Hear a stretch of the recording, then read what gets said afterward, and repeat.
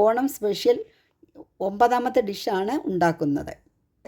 വഴുതനങ്ങ മുളക് പുരട്ടിയത് നല്ല രുചിയാണ് കഴിക്കാൻ.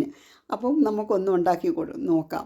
മഞ്ഞൾപ്പൊടിയും ഉപ്പും പുരട്ടി 10 മിനിറ്റ് വെച്ചിരിക്കുന്നതാണ്. ഇപ്പോൾ ചട്ടി വെച്ചു, ചട്ടിയിൽ എണ്ണ ഒഴിച്ചു, ചൂടായി. അപ്പോൾ നമ്മൾ ഈ വഴുതനങ്ങ അതിലിട്ടു നല്ലതുപോലെ ഒന്ന് ഇളക്കി കൊടുക്കുക. ആ ഉപ്പും മഞ്ഞൾപ്പൊടിയും പുരട്ടി വെച്ചിരിക്കുന്ന കാരണം അതിൽ വെള്ളം ഊറിക്കൊണ്ടേയിരിക്കും. അപ്പോൾ ആ വെള്ളവും എണ്ണയും എല്ലാം കൂടി ചേർന്നിത് വേവുന്നുണ്ടാവും. ഒന്ന് അടച്ച് വയ്ക്കുക. അടച്ച് വെച്ച് കഴിയുമ്പോൾ ആ ആവിയിലത് ഏകദേശ രൂപം എത്തിക്കഴിയും.